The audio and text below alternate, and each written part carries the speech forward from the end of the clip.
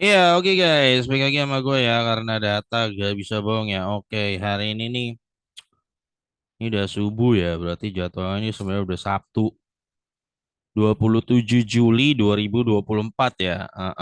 Kemarin IHSG tuh naik ya. Oke. eh Ya, pokoknya naik. Kemungkinan September The Fed itu akan nurunin suku bunga dan itu biasanya siap-siap pada terbang ya. Berbahagialah lu yang kemarin waktu market crash dari akhir 2022 pertengahan lu tetap bertahan di bursa dan lu tetap koleksi dari dividen lu tumpuk. Sekarang lu nikmatin hasilnya gitu loh. Ya. Ya, jadi semua sebenarnya tergantung mindset. Ada yang kalau lagi market crash dia kabur ya.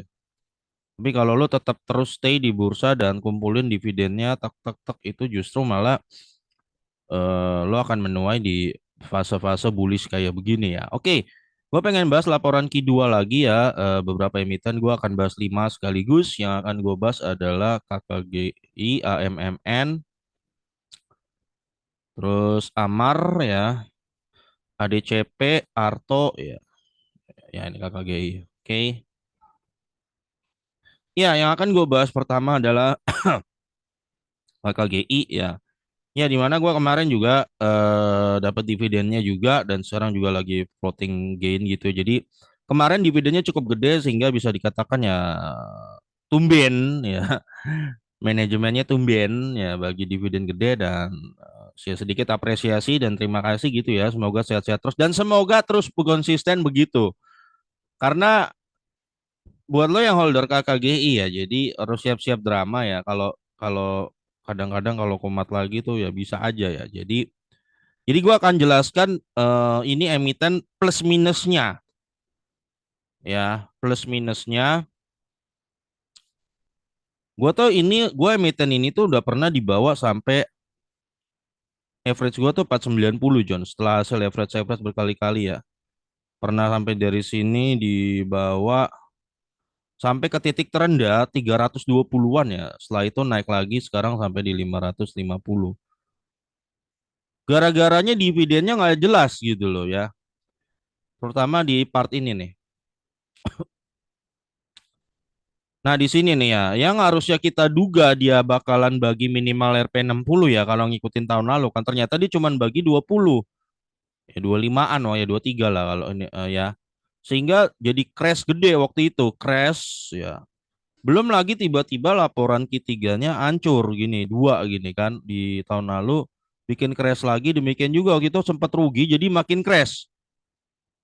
Nah, di sini apakah terjadi ke unsur kesengajaan atau enggak gue tidak tahu. Ya, gue pribadi tidak tahu. Apakah dimanfaatkan oleh oknum insider untuk serok di bawah itu gua makanya gue bilang kalau lu mau invest di KKGI lu harus siap sama takutnya ada drama lagi gitu loh. Ya, itu gue ingetin lu baik-baik ya. Jadi gue ingetin lu baik-baik kalau lu mau invest di KKGI. So far untuk Q1 dan Q2 ini emang naik dahsyat nih John. Satunya naik segini, Q2-nya naik segini. Kalau dia tidak ada hambatan, benar-benar tidak ada drama lagi ya, maka EPS dia bisa tembus 197. Ya, itu dua kali lipat lebih daripada tahun lalu.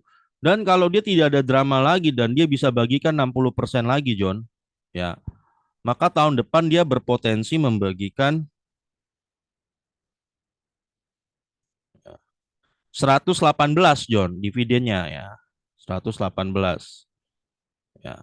Itu berarti kalau di harga sekarang lo akan dapat yield ya 21%.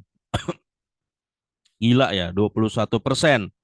Sehingga harga warasnya KKGI kalau dia pakai dividen ya kali 10 maka 1180 dan kali 20 2360 ya memang kalau kalau semuanya KKG ini tidak ada drama-dramaan semuanya tetap stay stabil berpotensi beggar John berpotensi ya tapi ingat resikonya lu harus siap-siap tahu-tahu dia bagi dividen seupil lagi 25 nah ini bakal crash Ya, jadi ingat ya. Jadi gua udah jelasin nih plus minusnya nih emiten ya. Jadi lu hati-hati masuk di sini gitu ya. Hati-hati aja. Itu pesan dari gua ya. Kalau pakai rumusnya Benjamin Graham IPS ya seharusnya harganya sekarang dia wajarnya di 1970 197 kali 10. Nah, di sini. Sorry. Ya. Jadi memang kelihatan nih KKGI memang lagi murah banget gitu loh, berpotensi beggar. Tapi ingat, gue tapi yang gue bilang tadi kalau dia tahu nanti bagi 25 ya, ya tahu-tahu dia bagi nanti dividen 25 itu akan jatuh ya. Atau tahu-tahu IPS-nya Q3-nya jebol kayak gini nih Q4-nya. Itu bisa crash. Nah, menurut gua angka terbaik untuk saat ini ya, untuk paling safety banget lo anggaplah dia bagi 23 lagi. Maka kalau menurut gua angka paling safe itu GKG 230 sampai 460. Ini angka jaga-jaga ya. Kalau lo dapet di sini sih aman, oh menurut gua. Ini paling safety banget ya. Tapi kalau lo mau coba sedikit spekulasi di KKG ya silakan. Ingat, jangan masuk all in John. Ingat ya, mau emiten seyakin apapun kalau menurut gua jangan all in. Ya, ya karena kita nih manusia masih bisa salah John. Sepede-pedenya lu juga pasti lu bakal salah. Ada aja yang wrong gitu loh ya. Nah, itu jadi. Eh Coba dividen historik KKGI ya. Sebenarnya ini KKGI ini termasuk rutin tapi kadang angin-anginan gitu ya. Jadi itu juga harus jadi faktor resiko lu ya. Manajemen resiko lu kalau lu beneran mau invest di KKGI gitu. Kita buka sejarahnya dia. Yang lengkapnya gimana? Oke. KKGI.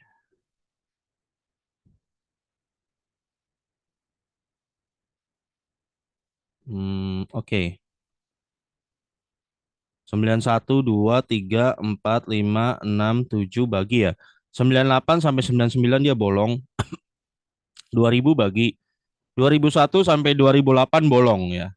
Tapi 2009, 10, 11, 12, 13, 14 bagi. 15 bolong ya. 16, 17, 18, 19, 20, 21, 22, 23, 24 bagi ya. Jadi sebenarnya udah lumayan cukup rutin bagi ya, tapi kadang-kadang dia ada aja John bolong ya John, kadang-kadang. Jadi lu jadikan ini pertimbangan gitu loh. Ya, pertimbangan. Gue udah pernah dibawa nyungsep John jadi 320 gitu. Jadi sampai dia naik lagi, nyungsep lagi, naik lagi gitu loh. Sekarang dia 550 ya. Jadi udah tau lah ya gaya-gaya pengendalinya tuh gimana gitu. Jadi hati-hati aja ya buat lo. Oke, jadi KKGI ya pengendalinya nih siapa sekarang ya?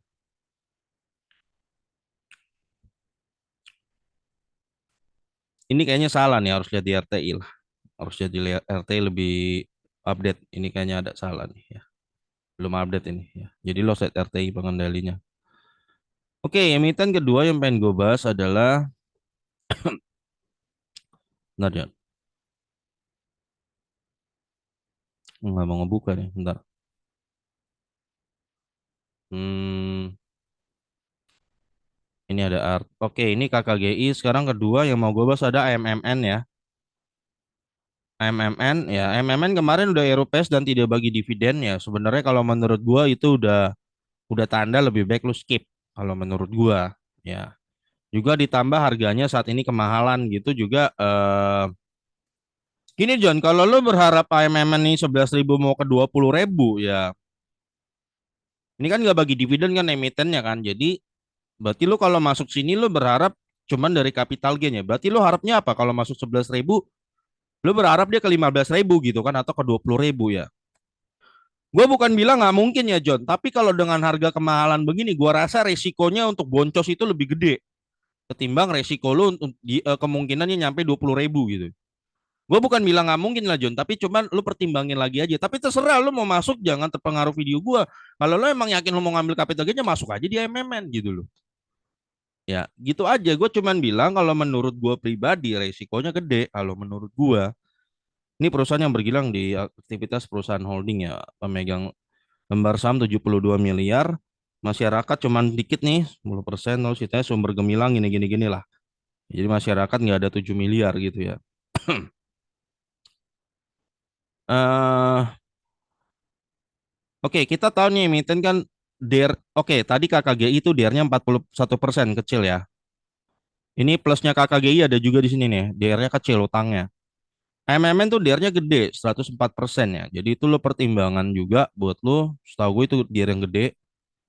Dan juga kalau lo lihat potensi EPS-nya nih kuartal ini kan dapat 79. Oke lah meningkat tinggi betul, tapi mentok-mentok paling dia dapat 215 doang EPS ya John.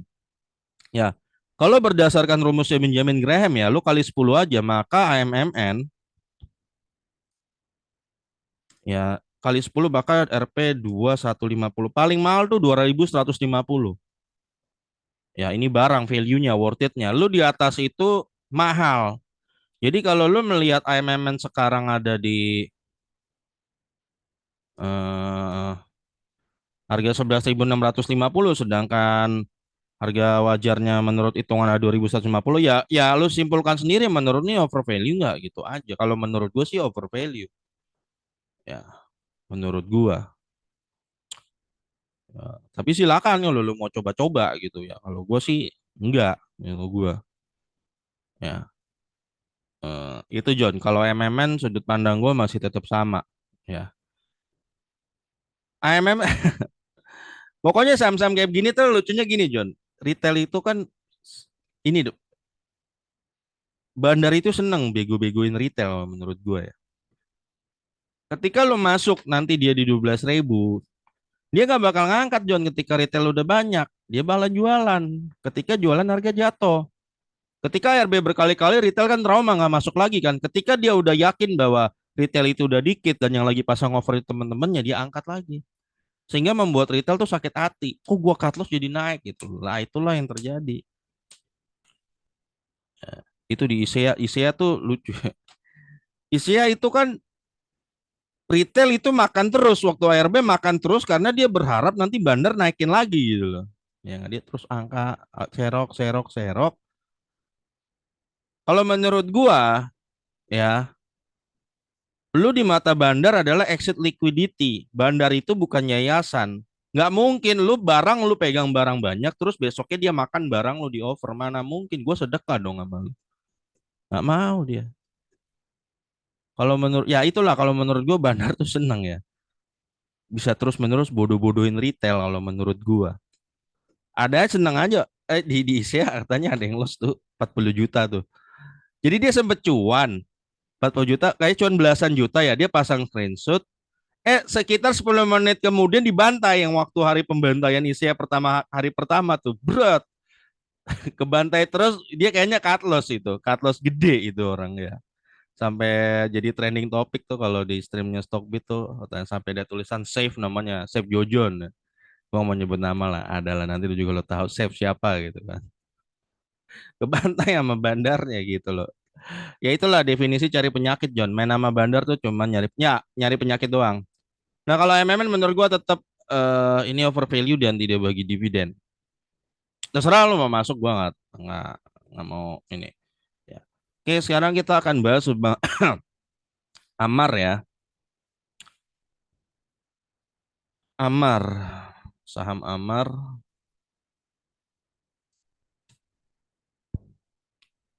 Saham Amar full grafiknya tuh kayak begini ya. Ini dari tahun 2020. Ini Bang Amar kan? Ya Bang.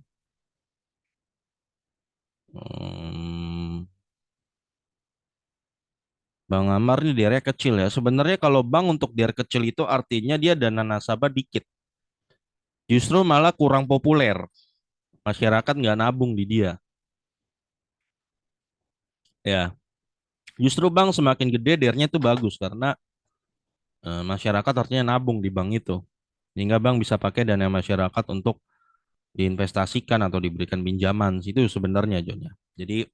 Sebenarnya jadi Amar kalau di bank ya, DR kecil itu sebenarnya artinya kurang populer banknya kalau menurut gua. Nah, kita lihat di Q2-nya nih dia sebenarnya oke ya, stabil naik, naik laba. Dan dia sebenarnya ada bagi dividen juga sebenarnya cukup oke John, 30% ya. Cuman yang jadi masalah menurut gua di bank ini adalah harganya yang over value 222 ya. Karena kalau misalnya dia cuman bagi dividen 3, maka harga wajarnya Bank Amar itu cuman di RP 30 sampai RP 60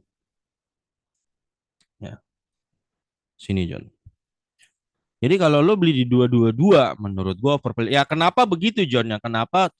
Ya lo hitung aja kalau misalnya lo beli di 222 dividen cuma RP3, ya lu cuma dapet yield per tahun itu 1,3% ya. Kecil. Ya, inflasi aja 2-3%, Bos. Ya, jadi kalau Bang Amar menurut gua ya bukan banknya jelek. Kalau gua pribadi ya bukan kinerjanya jelek. Ini sih oke oke oke. Gua nggak bilang bagus banget juga sih ya. Dia juga nggak bagi dividen sempat hancur di Corona. Oke, semenjak IPO dia pernah bagi sekali nih. Tapi habis itu Corona kan dia rusak di Corona. Dan sekarang mulai pulih dia mulai bagi. Sebenarnya ini itikat baik sih dari bank ini ya. Kalau menurut gua ini bank oke, cuman nggak bagus-bagus banget, tapi juga nggak jelek juga, cuman oke aja gitu. Tapi yang jadi masalah bukan perusahaannya, harga sahamnya. Harga saham ini naik karena investor sendiri yang mungkin terlalu antusias atau bagaimana gitu. Jadi bukan karena kesalahan banknya juga ya. Itu aja sih kalau menurut gua John di bank ini. Bagus, oke, cuman perusahaannya oke, cuman over value harganya, over value. Ya, itu aja. Jadi bukan banknya jelek sih. Gua nggak bilang jelek ya nih banknya. Oke aja ya, perusahaannya. Jadi gini John, perusahaan bagus belum tentu harga sahamnya nguntungin lo, belum tentu John. Misalnya lu lihat Alfamart, oh bagus gak perusahaan bagus gitu. Cuma kalau nggak, menurut gua Alfamart tuh lagi over value harganya. Kalau menurut gua, gitu. Misalnya atau lu lihat banyak perusahaan bagus, tapi harga sahamnya tuh over value. Ya, itu kadang kalau lu beli di pucuk nanti lu ya kebanyakan kejadian di mana? Misalnya dulu GGRM gitu kan, kejadian begitu. Lo kalau beli barang over value ya nanti endingnya akan begitu. Meskipun perusahaannya memang bagus gitu. Atau Unilever dulu gitu kan. Nah itu John, kalau sudut pandang gua. Jadi Amar itu gitu sudut pandang gua. Lalu kita masuk ADCP. Ya skip aja ini. ADCP, DER-nya 158%. Bahaya ya sebenarnya DER-nya apalagi perusahaan konstruksi. Terus ADCP. Kalau dari eh, IPS berpotensi paling dua, paling harga waras berarti ADCP itu 20 ya. Di top-topnya pernah bagi dividen cuma RP1. Ya, menurut gua ya John ya, sama DCP itu mungkin baru lumayan agak worth it ya kalau dia ada di RP10 dan RP20 menurut gua. Itu juga dia masih angin-anginan juga dividennya tuh John. Ya, ya menurut gua ya. Ini masih aja masih kemahalan menurut gua. Ya, itu sudut pandang gua pribadi untuk ADCP. Ya.